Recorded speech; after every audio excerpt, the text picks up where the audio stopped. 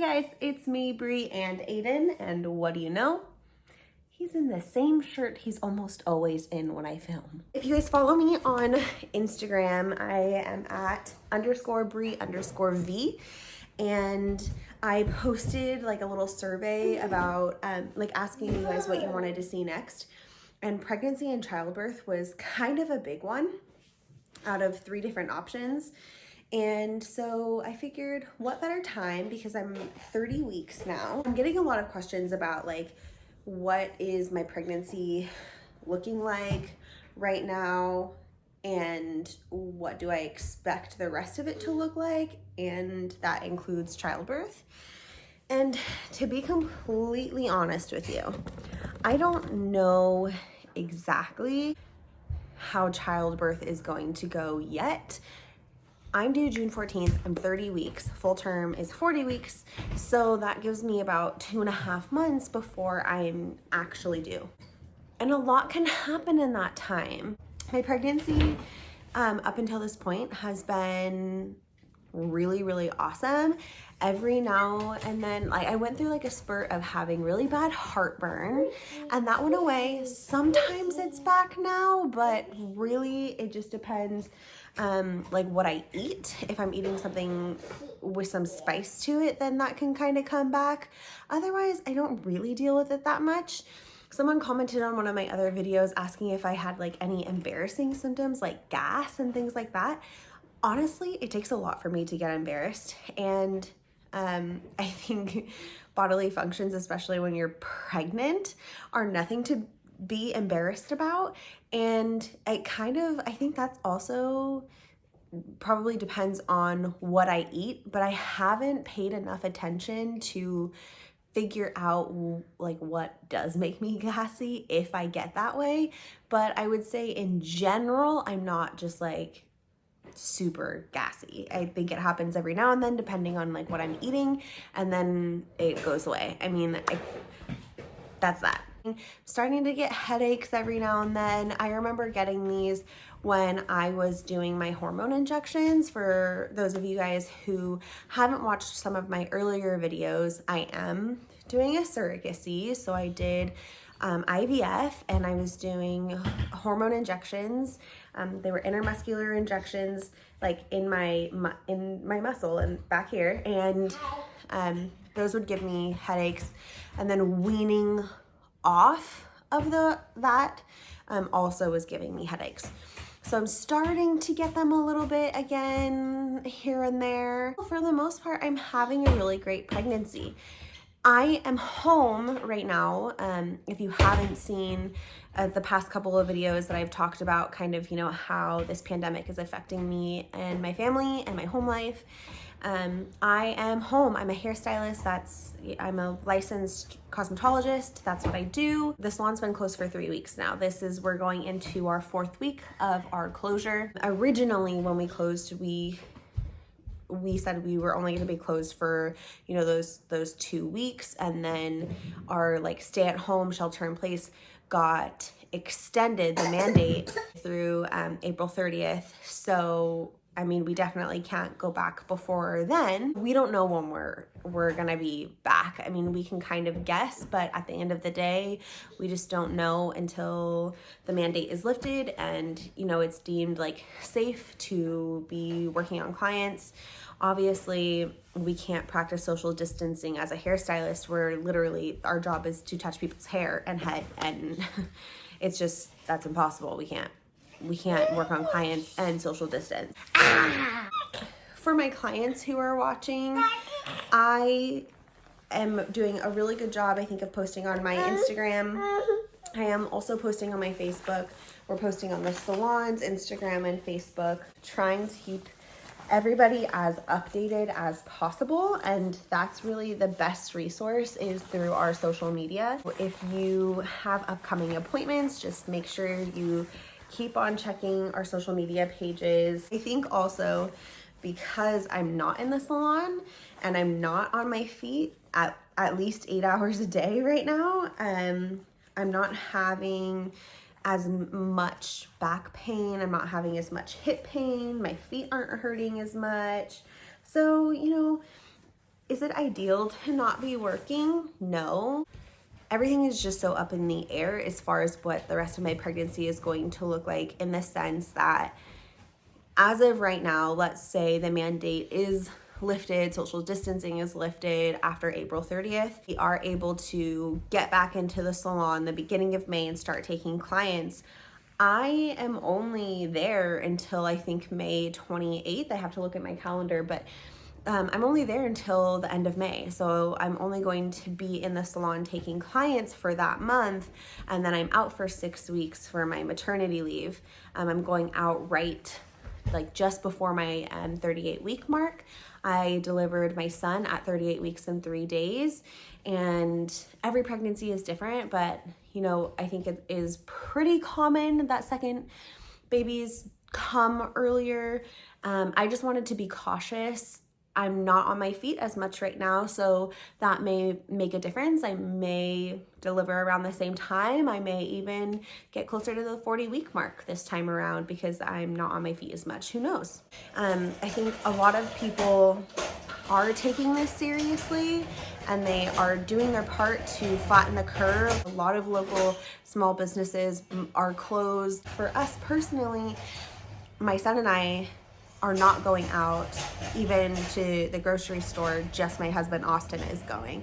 Aiden and I are literally hunkered down in our apartment. The only time that we get out is if I have an OB appointment or if we're going on a walk around our neighborhood, and that's pretty much it. I don't have a super clear idea of what the rest of my pregnancy is going to look like, as far as, am I gonna be home all the rest of my pregnancy? Am I gonna be working? I have no idea. If people keep going out and, you know, traveling and seeing their friends and seeing their family members, even if you think you're healthy, you can sometimes be carrying the virus symptom-free and not even know that you have it for like, I think it's like 5 days or a week. There's nothing that I can do more than what I'm already doing.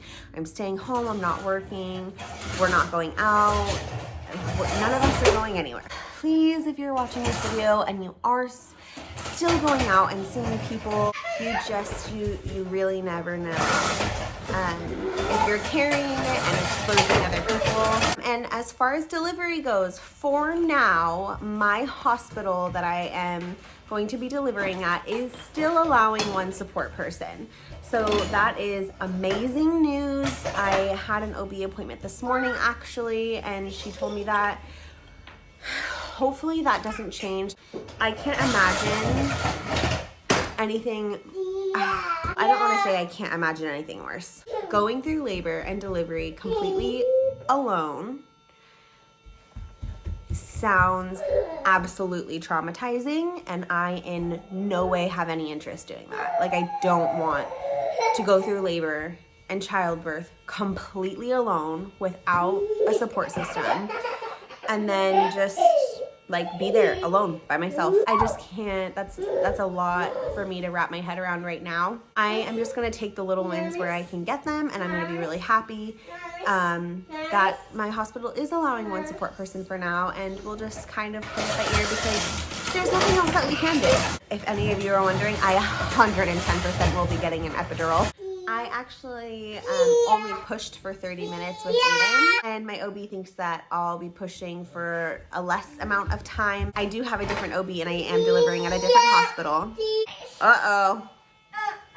My OB did tell me today that my glucose tolerance test that I did when I was 28 weeks all came back normal. My blood sugars are great, no diabetes or things like that. Everything is perfect. Weight gain is good. Blood pressure is good. Everything is looking really great. My belly is measuring 30.5, and so it basically, like, they just do belly checks and weight checks and blood pressure, and then a urine sample at these appointments, and just like to make sure that everything is like moving right on track. They listen to baby's heart, and that's that. These are super easy appointments. I actually have my appointments all scheduled out the rest of my pregnancy now, and my next one is actually going to be virtual. So she's also, you know, doing her part to flatten the curve. I'll be I think 33 weeks at my next appointment, but it will be virtual. It will just be on my phone through an app. So that's pretty cool. And I think I only have maybe 2 more or 3 more. I'd have to look at my calendar. I can't remember for sure, but only 2 or 3 more actual like in-person visits from here on out. You want to say hi? Hi. Hi, cute boy. Oh, sorry. There you go. I'll keep doing like bump dates, which I do from time to time, just to kind of keep you guys updated, let you know if I'm having any symptom changes, if I get any more information about this pandemic and how it's going to affect my delivery. I don't know how baby's parents are going to get here right now. A lot of people have been asking me if I'm gonna have to take care of the baby. I'm going to be pumping while the baby is here.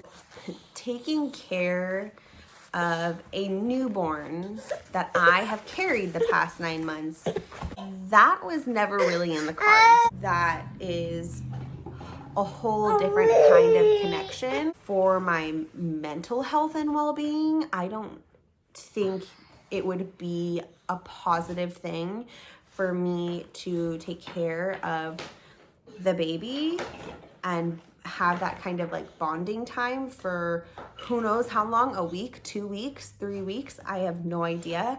And then give baby to his parents. Like, that's a different kind of bond. That's a different kind of a connection.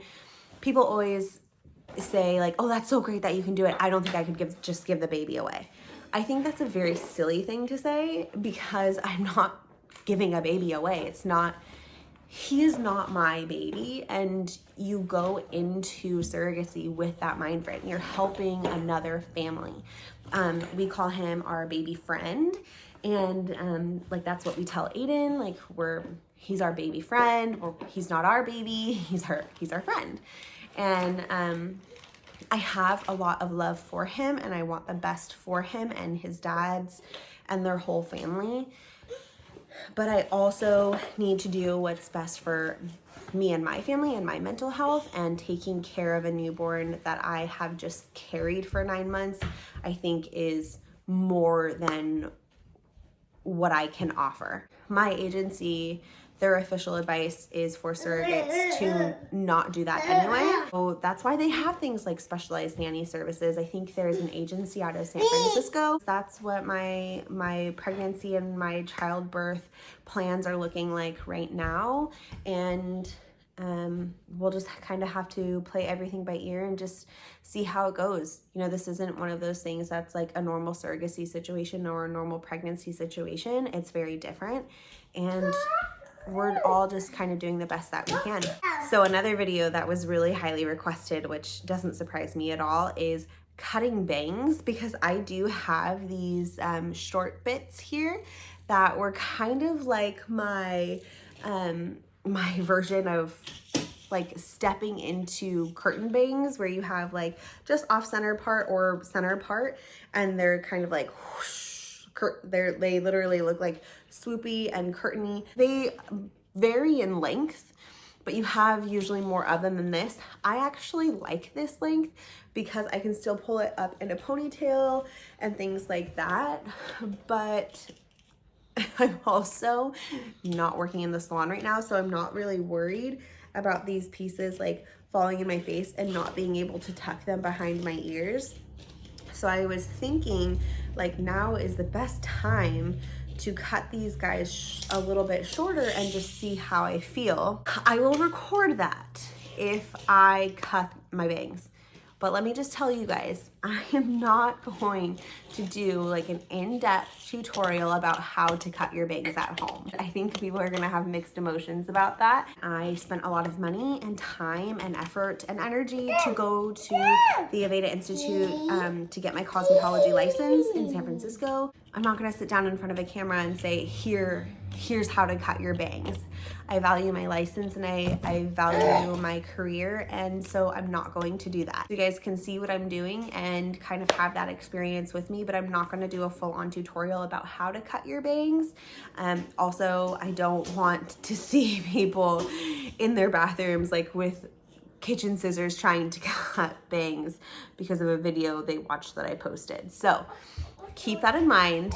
If I cut my bangs, I will record it, but I will not be doing a full in-depth tutorial on how to cut bangs. So if you guys don't already follow me on Instagram, go over to my Instagram at _Bree_V. I post a lot of information, surveys about upcoming videos, what you guys want to see, what to look out for. That's the best way to stay connected with me. Hit like if you found this video interesting or helpful in whatever way. I will see you guys next time, probably with a bangs cutting video. All right, bye.